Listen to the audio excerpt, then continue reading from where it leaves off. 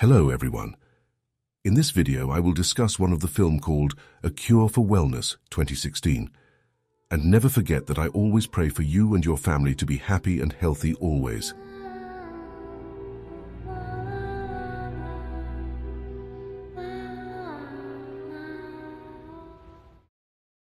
At the beginning of the movie, we are shown an office worker who is working overtime alone.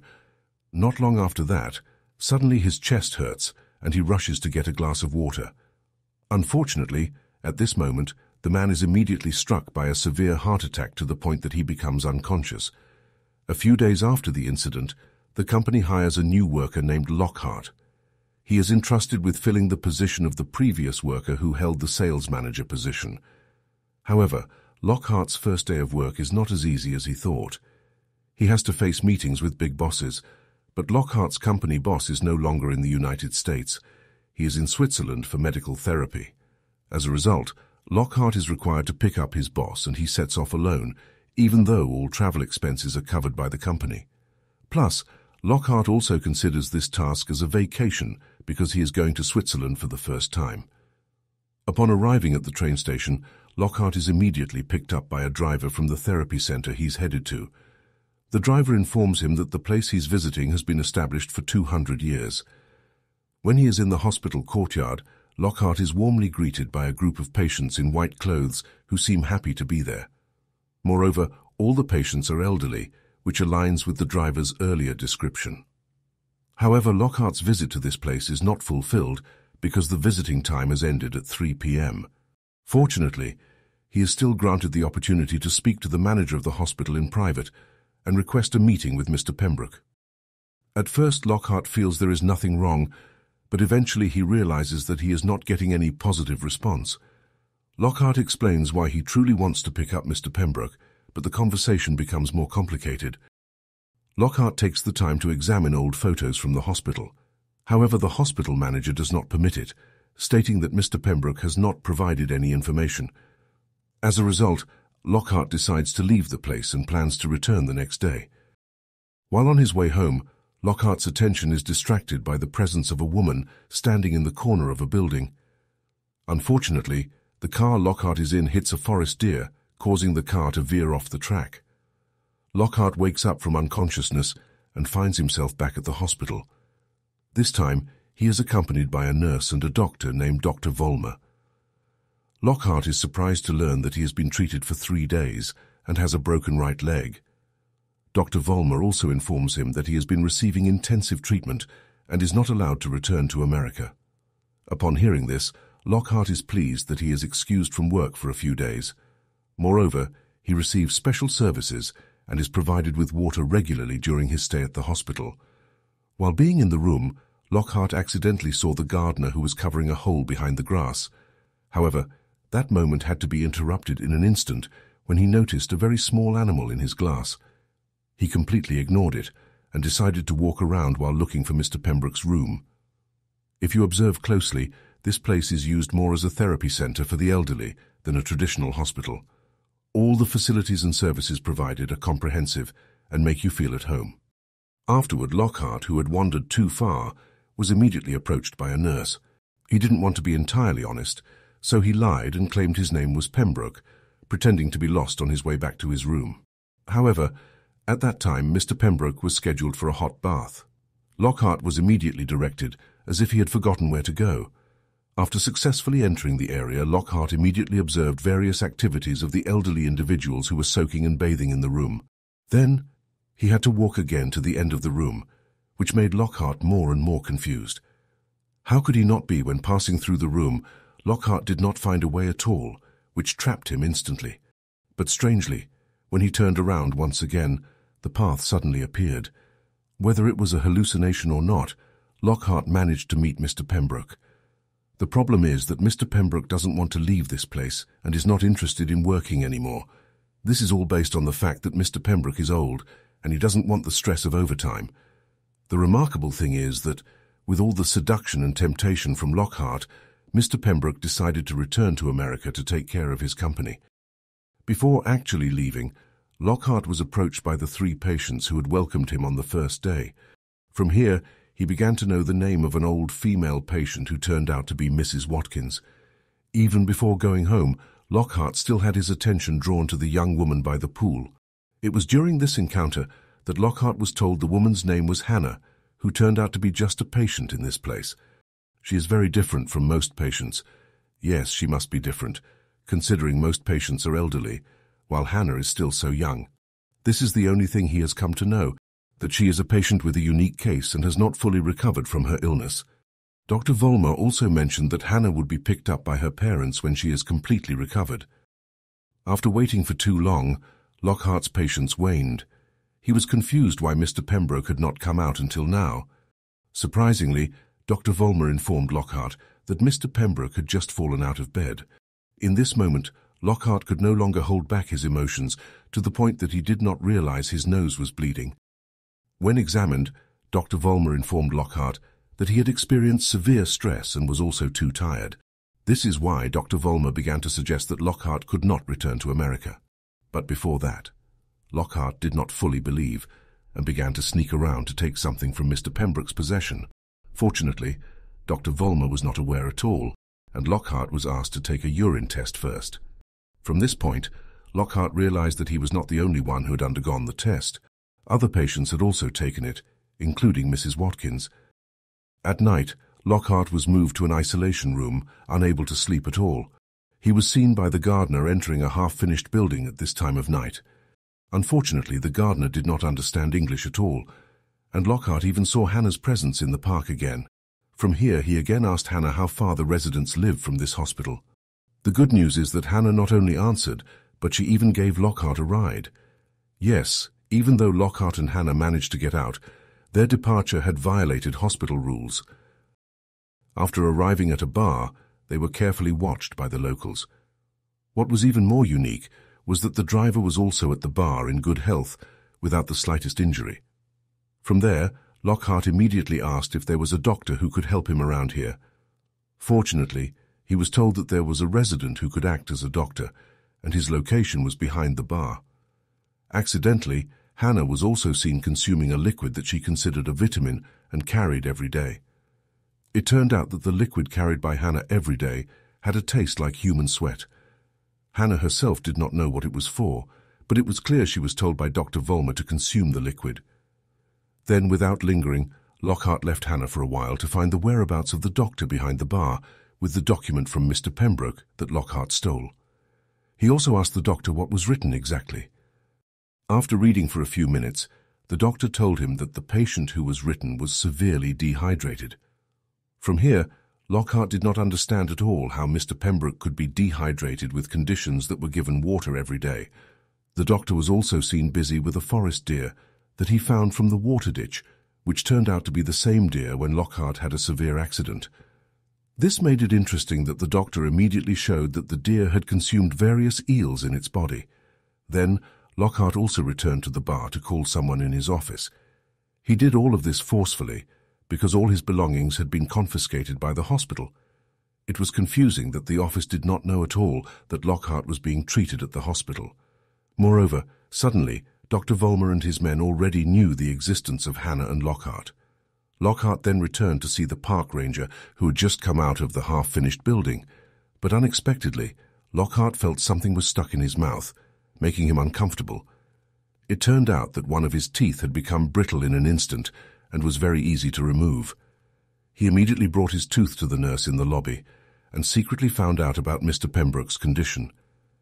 This made Lockhart wonder that this hospital was not just a place of therapy, because he saw many secret rooms whose uses were unknown. Until one day, Lockhart entered a room that turned out to have Mrs. Watkins in it. However, this time Mrs. Watkins's physique was different because her body looked so thin and dry. Unfortunately, Lockhart was afraid, and he made the situation chaotic. He had to go into one of the rooms on the floor to hide as best he could, relying on matches and the cigarettes he took on the previous floor.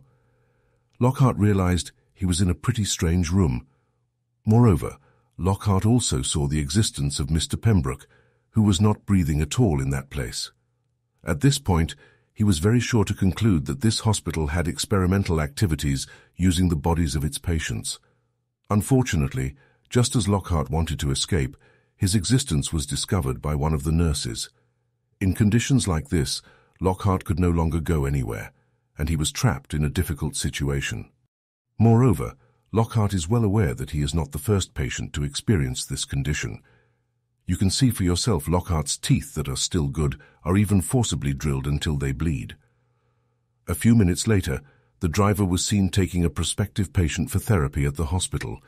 Surprisingly, in the car, it turned out that Lockhart was already there, having managed to resist and plan to escape. Arriving at the police station, Lockhart immediately told what really happened in the hospital. He also claimed to be fitted with several new teeth so that every prospective patient who came did not feel suspicious.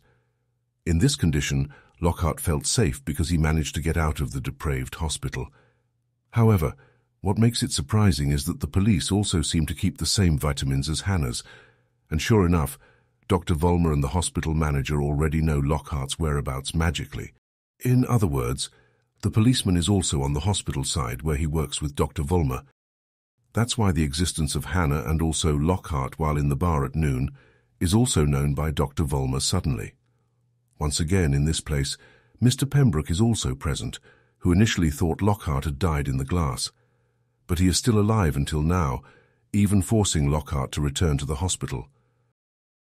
Since the incident, Lockhart was forced to follow every activity after activity that took place in the hospital. In the end, he also became part of every patient who made him curious from the beginning of his arrival. Moreover, from that incident, Lockhart began to realize that the glass room containing the human body was part of the preservation process. This is why, with the many investigations in this hospital, Lockhart did not believe that the wound on his right leg was a real injury. He had been deceived because his right leg did not have any fractures. That night, Lockhart secretly broke into the half-finished building that had made him curious for several days. There was even a laboratory that had not been known by anyone except the hospital. Strangely enough, Lockhart also found a lot of neatly stored human skin. Not until the end of the room, there was even a painting of Hannah that was clearly displayed. Seeing many irregularities here, Lockhart continued to feel curious and wandered around in that place. It was so wide that right below the laboratory, there was still a room filled with water pools. Moreover, Lockhart also saw a body bag, which turned out to contain the body of Mrs. Watkins. At the same time, Lockhart began to realize what the gardeners were actually doing in this place. None other than every corpse that had dried up was immediately thrown into the pond to feed the eels. But Lockhart's presence was already realized by the gardeners, and they started fighting with him. Fortunately, Lockhart easily won the fight to the point that the gardener died on the spot. But who would have thought that he would meet Hannah, who was soaked and her clothes were filled with blood? It was in this state that Hannah was told by Dr. Vollmer that she had menstruated for the first time. Then Lockhart came to the dining room and told all the patients that this hospital was not a safe place. All this time, they had been deliberately made sick by drinking poisoned water containing eel larvae. That's why Lockhart dared to guarantee that every patient experienced exactly the same symptoms of the disease, starting from a bloody nose, a pale face with brittle teeth, and ending up dead with a dry, skinny body like a mummy. But what is surprising is that the patients don't care about Lockhart at all, and they all even intend to attack him. Yes, you could say there is no way to secure them because all patients have been exposed to the excessive effects of poisonous water. From his actions, all secrets were increasingly revealed, and Lockhart was immediately taken to the transfusion room. Right next to him he also saw Mr. Pembroke, who apparently no longer realized who he was and why he was here. Unfortunately, Lockhart's turn has arrived where he sees a lot of eels in a tube. Unfortunately, Lockhart can no longer do anything, and he can only surrender because his throat has been entered by a hose that is so long. It turns out that the hose is to drain various eels that are ready to slide into Lockhart's body simultaneously. Uniquely, right under the tube used by Lockhart, there is a blue bottle that holds a brown liquid. If you look at it, this liquid is very similar to what Hannah took as vitamins, and sure enough, Dr. Vollmer gave Hannah the vitamins again, in which the doctor also consumed the same liquid. He also told Hannah to wear a dress that Hannah didn't know what it was for. It turned out that Dr. Vollmer planned to marry Hannah at that time with a procession carried out by the nurses. Unfortunately, Hannah was also invited to have sex by the doctor who really planned this carefully. At that time, Lockhart, who began to realize something behind all of this, immediately left the room from the hospital manager. He also rushed to take a photo frame that he had seen and immediately focused on a man with a cloth wrapped around his face. After the frame was broken, a secret was revealed where the man was holding a girl. Yes, knowing that, Lockhart immediately approached the half-finished building and caught Dr. Vollmer with Hannah. With all the irregularities that Lockhart found, he dared to conclude that Hannah was Dr. Vollmer's child. The great thing is that Lockhart's guess was very correct, and Dr. Vollmer immediately showed who was behind him. It's just that Lockhart's arrival was not in vain, because he had spilled some gasoline right on the doctor's feet. Unfortunately, the time Lockhart had was not enough, and he was again approached by Dr. Vollmer. With the dispute, Dr. Vollmer no longer realized that a huge spark of fire had blown upstairs. This also caused all the nurses to panic, and the party was immediately chaotic in an instant. At the same time, Lockhart still has to fight with Dr. Vollmer, who has been disguising his identity by using the skin of the patient's face. Fortunately, Hannah, who has realized everything, immediately kills her own father and throws him into the pool. Yes, in the end, all of Lockhart's struggles were not in vain, and he was promptly invited by Hannah to leave. What makes me proud is that this time, it's no longer Hannah who is guiding Lockhart, but it's the other way around. Unfortunately, shortly after they left, they had another car crash involving some big bosses who were planning to pick up Mr. Pembroke. At this point, Lockhart no longer cared about them, and he immediately fled with Hannah. You can imagine that if Lockhart hadn't mustered the courage to act, the bosses might have ended up trapped in the hospital and become the next victims. To make it clearer, the point of this movie is to depict mysterious hospital activities involving experiments using the bodies of patients. You could say that all patients are made to feel at home and are also satisfied with the various services and facilities of the hospital. Therefore, it's not surprising that this hospital has become a highly sought-after treatment place, showcasing the effects of their artificial water, which is believed to be effective.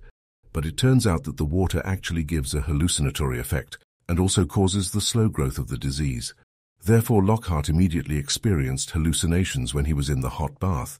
It also damaged the brains of the patients to the point that they no longer realized what was right and what was wrong. However, this did not apply to Dr. Vollmer, Hannah, and all the nurses at the hospital, even though they consumed the same water. It was all due to the vitamin liquid they had swallowed all this time, even though it tasted like human sweat. Dr. Vollmer and all the nurses in the hospital believe that the human body is filled with food debris that is the source of the disease. As an antidote for generations, they believe that creatures that come from water with a long lifespan are very capable of removing toxins. From that conclusion, they deliberately made poisoned water and inserted eel larvae into it, with the aim of seeing how strong the presence of the eel is in cleaning every poison in the human body. Until finally, they could conclude that one eel was not enough because each patient still experienced the same symptoms of nose bleeding and brittle teeth. But Dr. Vollmer created another transfusion machine that aims to channel many eels into the human body. The way it works, the eel will absorb toxins from the patient's body to make them feel pain and also sweat. The sweat released from the patient will be used as vitamins and can overcome all diseases. This makes it interesting that the vitamins also make everyone who drinks them become young and experience slow aging. Yes, that's right. It is proven by the condition of Dr. Vollmer, Hannah, and also the workers at the hospital who remain alive, even though they are more than 200 years old. This is clearly different from the patients who are getting drier every day and only rely on the preservation process until they die of dehydration. Fortunately, Lockhart still had time to taste the vitamins when he was in the bar with Hannah. His condition was much better than other patients, even though he had experienced quite severe symptoms himself. On the other hand, Dr. Vollmer really hopes that his descendants will become very strong, even though with genetic oneness it is truly a sin. Fortunately, this moment also coincides with the presence of Lockhart, who was able to thwart the plan. And that's it for the story series of this film. Thank you for watching. Don't forget to support this channel by subscribe, like and share. See you in the next video. Goodbye.